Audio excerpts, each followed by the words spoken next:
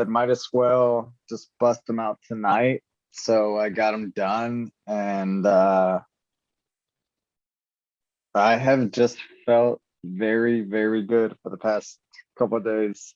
Awesome. Alec finished the script, everybody. Woo, let's hear for Alec. Good times. So there's a topic in there. Welcome, everyone. We're live, by the way. Welcome to our daily success call for Monday, the 21st of February. John Lavinia here with you. Not in my normal uniform, though. I'm wearing a different colored polo shirt today. Forgive me, guys. You may not recognize me. Like, who's this guy wearing like a brown? We're used to the black, right? But yeah, I am John Lavinia, and I am here to entertain and delight and educate you. But what Alec just said was I think profound in the way that he could have put something off, but he just decided to get it done, and he got it done. So well done, sir. You know, I just had a conversation with some of my favorite people in my mastermind group that I run about exactly that kind of stuff. So we're going to take that up here today. I do want to welcome our brand new members before we get into what I'm going to share with you here today. But welcome to the crew, welcome to the team, to the community. Right? A lot of times people think, well, when I do online business, it's just going to be me staring at my computer screen all the time. Perish the thought, right? I know, well, I thrive around, interacting with other people, let me qualify that, other on purpose people. I think everyone here is here for a purpose, right? You're here to create something with an online business. You're here to do something more than just, I suppose, punch a clock at a job. Some people like to do that. And you may still be doing that just to keep the lights on as you get your business going. And that's fine. But you're reaching higher. And so for that, you've got my respect. Really glad you're here. The idea that I wanted to share with everyone here today, which Alex just prompted, is one of, it's an idea that we've brought up once before. It's the idea of diligence. Diligence. When I say the word diligence, what do you guys think of? Do you think of someone who just loafs around like a weekender and kind of maybe have a hobby part-time sometime when it's not too inconvenient? Probably not. When I say diligence, you probably think of someone who really is dedicated to their work. Like they're invested in it, emotionally invested in it. They're intentional. They are driven. The word diligence comes from the Latin root word diligere, which means to take delight in, to take delight in. So think about that. Alex just completed an action with a completely unrelated business. All right. So he's writing his screenplay, or not sure exactly what it is, but he wrote it. Right. The point is that he did it, and that it wasn't something that he had to force himself to do. It was something that, to whatever degree, he took delight in. So thank you for letting me lean on you here a little bit, Alec. Okay. But that's a win, right? That's a win. In fact, while we're doing the action, we feel like we're winning because we're diligent. So you see the reward when you think of being diligent in your work. It's not arduous per se, right? It's not like, oh, I gotta, go begrudgingly, do this work and do more of it and, really grind it out. And that makes me diligent or something. No. Okay. It actually doesn't feel like work. Now, certainly, as we get businesses going, as you guys are discovering, especially our new members, you've got to deal with some things which aren't as pleasing, like, oh, I got to go set up an account. I got to go deal with the paperwork right here. Oh, Etsy shut me down. Now I got to go do the form letter and get Etsy turned back on. Yeah, so those are little ankle biting problems that you get to deal with too. All right, so that might not feel as fun. Okay, but all of you, as I look around the room here, you beautiful people, right? All of you have some creative aspect to your personality, and you are now finding a way to serve your fellow man with that, creative intention. So there is a way for you to be diligent and to be prolific. This is the thing, because look, not all of this is going to stick. And I hope that's not news for everybody here, right? So that cup that Millicent just designed, or that T-shirt that, Ralph just published, right? Is it going to, hit the mark and fetch millions of dollars? I hope it does. And statistically, there's a certain amount of probability that it will or will not. Probably not, but that could be a hit, right? So that's where proliferation comes in. That's where we do lots of creations, lots of outflowing. And I want you to think of it like this: when you're diligent, and when you're putting something out, when you're getting stuff done, when you're producing and productive, not only do you feel better about yourself, but also you're giving more buttons for people to click on to buy your stuff, right? This sounds almost too simple, but if you think about this as it relates to like natural law, right? Well, let's say you were standing on the beach, and it's high tide, right? And so there's all this water, right? And then you notice that the water goes out, the tide goes out, the water level goes down. Okay, so now it's low tide. All right, that's great. So here comes high tide again. How much water do you think is coming in? Well, the same amount that went out, right? And notwithstanding variations in moon phase and magnetic, I don't know all the science behind it, but that water went out, and now that water comes in, and that's law. I mean, you can't break the law. You can only break yourself against the law. So if you want currency, right, money, right, if you want to be the recipient of that incoming tide, well, what do you need to do? Well, flow value out, and those who outflow shall inflow. It's just law. So can you do that? Here's the question: can you do that more readily if you're taking delight in your work? There's a big difference between begrudgingly and forcefully, grinding, right? I mean, who wants to do that, right? Does that sound fun to you? Or what if we just set some targets? What if we got on a mission and we said, you know what? And again, I'll lean on Alec for a minute. Here's the screenplay, right? Here's this bit of writing that he's doing. And it could get written over the next 10 years. Or I could just knock it out this week. How about now? When would now be a good time to knock this out? A little tip for anybody who's writing a book or anything. By the way, I took 20 years to write my first book. Let me rephrase that. It took 20 years to consider writing the book, and then I wrote it in a week. I wrote it in a friggin' week because I finally made a decision. John, that's it. Go away for a week and write the book. And then it took me a year to edit it myself and put it all into chapters and all this, because the stuff just came out of my brain, random parts. But the decision preceded the action. Up until that point, it was indecision, right? Procrastination, considerations, thoughts about it, but not the actual doing this of it. No fruit on the tree, right? Hi, Mindy. I see your hand up. Did you want to interject, or should I complete this thought and then we'll open it up for discussion? Your choice. I'm going to put the controls in your hand, Mindy. Complete your thought. I just want to ask a question when you're done. Okay. So the decision that this is going to get done, that was the decision. All right. By the way, do you know what percentage of people who say they're going to write a book actually do? 0.1. 0.1. 1 out of 1,000. So we've got a decision that we can make, that we are going to cause that tide to go out. We're going to cause these products in a very prolific fashion to be present on the interwebs through multiple channels: Amazon, Etsy, eBay, et cetera, et cetera. Okay, great. When would now be a good time to start doing that? Oh, now. Okay, great. And so that doesn't mean running yourself ragged, but what that does mean is not overthinking it.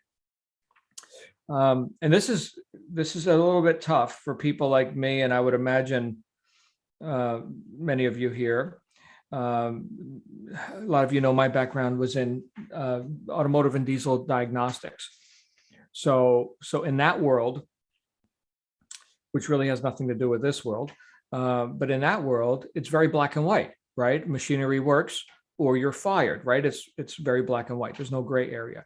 And so here, it's all gray. It's all gray, right? Does anybody here like making mistakes?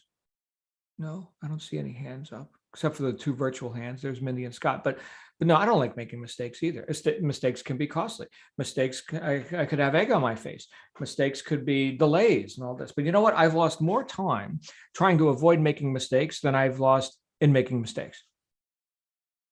So the idea of getting it right the first time is very pleasing to me. Again, I learned you fix that engine, you fix it once, you fix it right. Right? Those of you who've been around, I don't know, construction sites or whatever, you do the job once, you do it right. Quality of workmanship, diligence, damn it. Well, doesn't that mean doing it right and not making mistakes? Well, yeah, that's kind of what it means. But in this world of subjective value, gray areas, and a lack of crystal balls, by the way, mine's on back order. Okay, so how do you know? How do you know? Well, here's how you know. You put it out there, and then the marketplace tells you. And now you can know based on the opinions that actually matter, which isn't yours, by the way. It's the person with the credit card in their hand who can give you money. That's the only opinion that I'm interested in. That's the only opinion you should be interested in. Right? So what do they want? And are you going to be 100% right? No, of course not. Of course not. Rachel, she misses more than she hits, but she takes lots of swings. You miss every shot you don't take. I think Wayne Gretzky said that. Wayne Gretzky, the great hockey player, you miss every shot you don't take. So the point is that if you are engaging and embracing this, do so with a bit of decisiveness, with a bit of diligence, not expecting to be 100% right all the time. Nobody is. Okay. Fortunately, you can make all the mistakes you want, and it's not going to cost you a lot. That's nice. I just had a conversation with one of my clients who was considering putting $40,000 into a program to learn about sourcing products internationally for sale on Amazon and all this. So the training and the coaching program was about 40K. And I asked them, now that doesn't include inventory or anything like that, right? Obviously, right? So that's the training, and now come up with hundreds of thousands more to, and credit lines and revolving accounts and all this. So there's a bit of money involved in that. And my question to them was, to what end? Is it like your life stream, like your purpose in life is to be like an international product sourcing person or something? Oh, no. Okay. Well, then to what end? Like, what do you want? What's the point? Maybe it's a good investment. I don't know. Well, no, I want to make, about 10,000 a month. Oh, I see. Okay. So, well, I can't tell you what to do. I'll tell you what I wouldn't do. So they decided not to go with that deal. But there's always, there's as many paths as there are people to take them, right? So the point is that since you're on this path, which you chose, do it with diligence, hit it hard, no apologies, right? Get it done.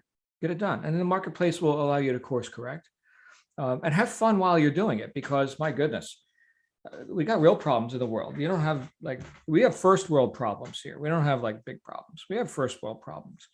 So anyway, I love you guys, and I want you to win, and so does Rachel. If you're brand new here, welcome to the to the town square where you get to hear the town philosopher talk. But go through your accelerator videos.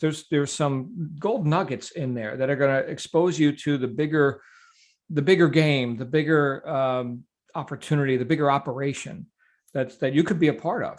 Right. So go through that. And then I'm going to be looking forward to meeting with, I think I've got 6 of you I'm meeting with here today. 7. Look at that. I got 7 people I'm meeting with here today. I'm looking forward to having some one-on-one time with you once you're through that whole process. So you'll know a lot more when you're done. I'll tell you, one person who knows a lot more than most people on the planet is Mindy Stevens. Hey, Mindy, come on out. You got a question. So I've got an answer. Let's see if we can match them up. All right. When you get something, I wrote this down so that I would say it not in a way that would be, anyway, it doesn't matter. When you get something that you thought would add great value to your business, and it turns out not to be the quality you anticipated, You can use it, but it requires more work than you expected. Do you go back to the person that you got that thing from and say, this is not the quality that I expected, this is a problem? Or do you just, it's a decision that I mean, I want to go into a whole lot of detail, but I'm just Okay. in a like, this is not what I expected. Okay, so I'd like to get with you one-on-one because right now we're dealing with hypotheticals or vague Right. stuff. Okay, so John, let's go play golf. Let's play golf. Golf is awesome, man. In fact, all successful people play golf, and let's go play golf. You need to go spend like at least $500 on a set of clubs, and we need to book the tee time. And of course, you got to join the country club, and so eventually you're going to be playing golf, and it's going to be great. It's going to be great. Okay, so I went and I bought the clubs. I got the country club membership. I showed up, and I can't hit a ball straight to save my life. I suck, and I'm not having the experience I thought I was going to have.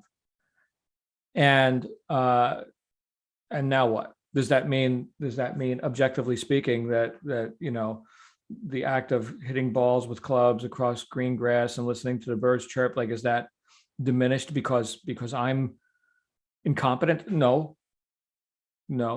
But I would say for someone to have an opinion which is valid, they're going to have to experience something a few times. The first time is just to discover, what it is, right? What is golf? Okay. Second time is to, learn a little bit about how to do it, right? And in the case of golf, it's going to be a lot more than the second time, right? You're going to practice a lot. Third time, or sometimes down the road, now you've got, an opinion worth listening to yourself, right? On. So that's, now a lot of us really value our own opinions. And so I've had to temper that myself with things that I recognize. Well, you know what?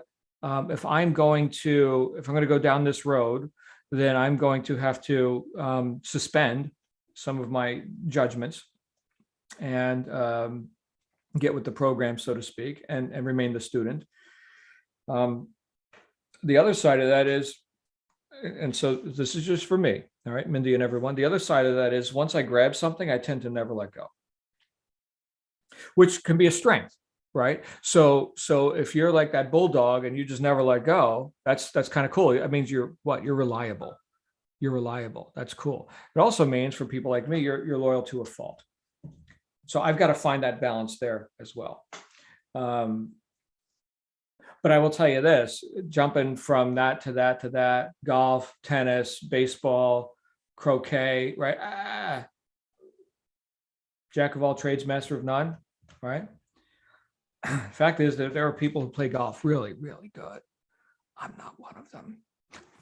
Not that interested. Just not that interested. Me personally. Okay. So, Mindy, why don't we, let's you and I talk a little bit after the session today. I got your number. I got Mindy's number. I'm special. I've got Mindy's phone number. I can call her whenever I want. That's right. Scott and Scott. Scott first and then Scott. Hi, Scott. Well, there are golfers and there are those that golf. Right. Or try to golf, I guess. No, you were talking about diligence, and that has been a word that I have been meditating on probably for the last few weeks. Oh. And for me, there's a proverb that that kind of turned the light bulb on for me. We're talking about, this idea of this business, and we all want to make money. We all want to be successful. We all want to be rich.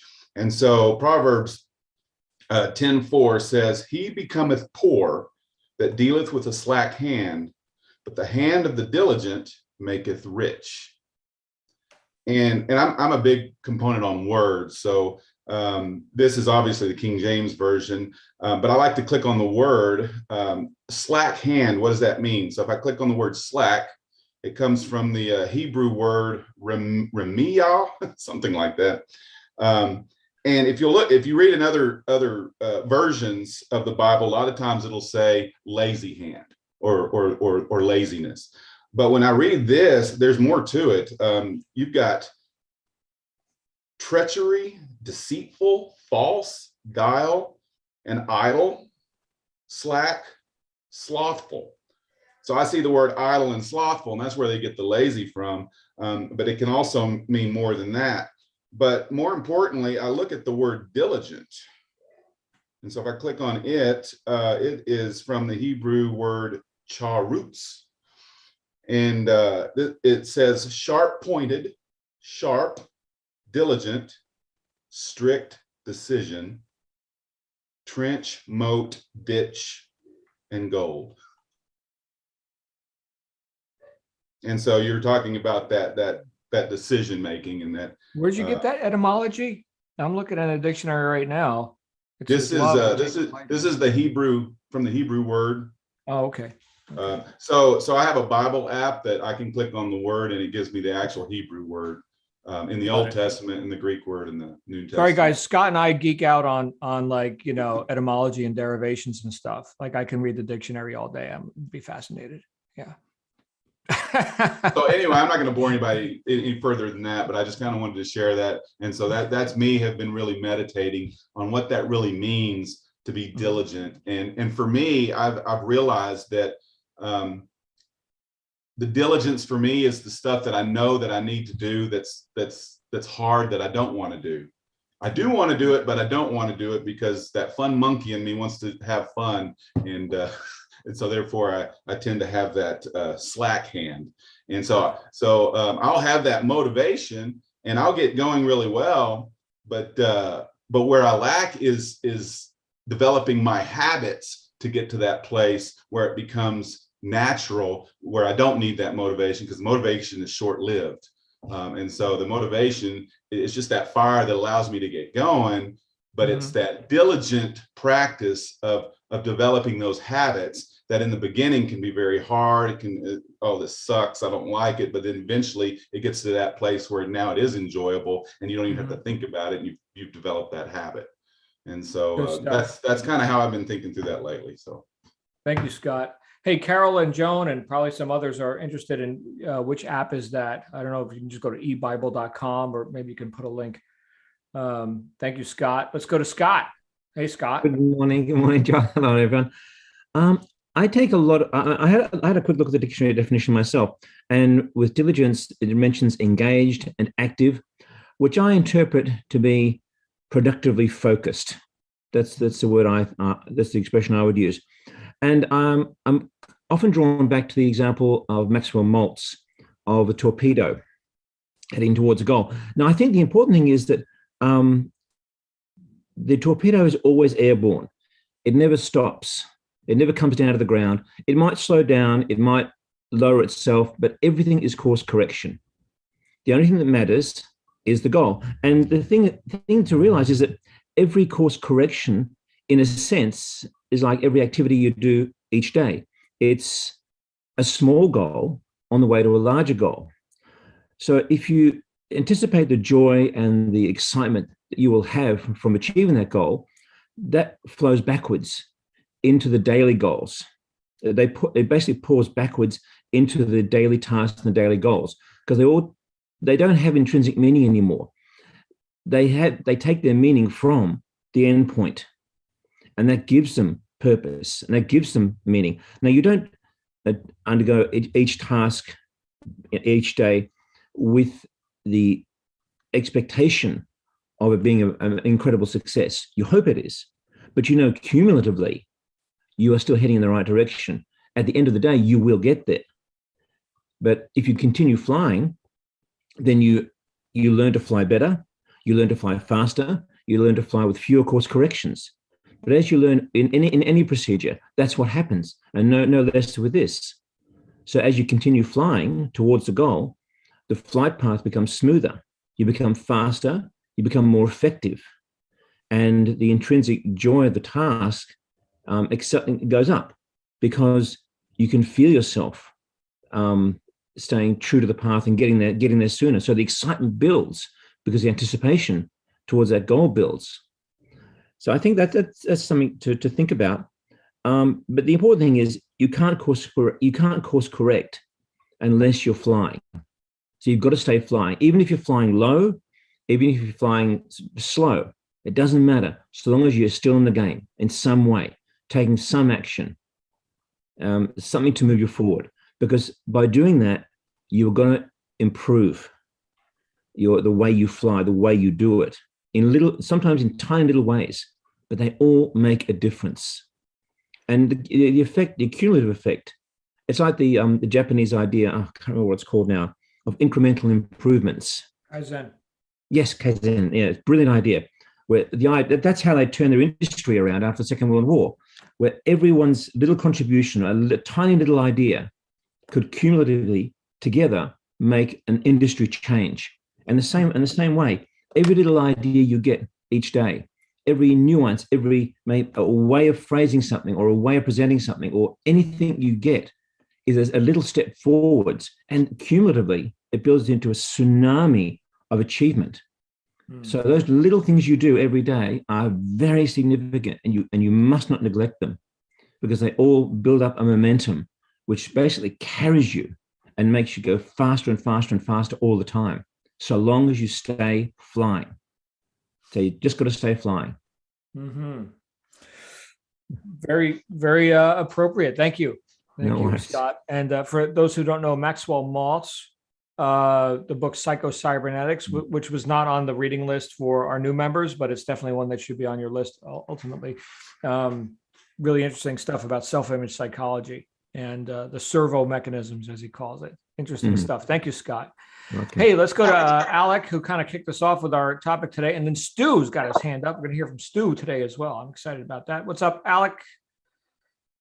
Actually, I've heard you use the word diligence. I mean, that really is the topic of conversation. But I'm kind of remembering what you said, and then I'm listening to the two Scotts, and I kind of see a very, very big similarity in diligence and enthusiasm, which is something that you talked about last week. And I do feel like you are absolutely right when it comes to sometimes it doesn't feel like work. And tell you the truth, that I was I was trying to kick myself off the computer to not finish it just because I was tired, but I stayed on it because I wanted to finish it. And I do feel like diligence and enthusiasm kind of go hand in hand. I mean, I can't really see myself like, okay, this is a hard time. And we were talking about schooling before and how I hated going to school and I hated doing that. Well, you can say like, oh, well, you needed to be more diligent. But if I wasn't enthusiastic about pursuing that, then how could I have ever been diligent on trying to achieve something that made me mad the entire time? Going to school made me mad. Just studying stuff that I didn't even want to learn. And yes, I mean, I do feel they go hand in hand greatly. And with that, I will give the floor to Mr. Stu. Stu. Thank you, Alec. Let's hear from Stu. What's going on, brother? Hey, John, how you doing? Very good, sir. I started February 13th, brand new. Welcome. Got one of those books, The Millionaire Mindset. I thought it was appropriate to bring it up with what your topics are today, but an interesting quote that really resonated with me. And I don't think it's T T. Irv's own quote. I think he credited Robert Allen with it. But it's no thought lives in your head rent free. I love that.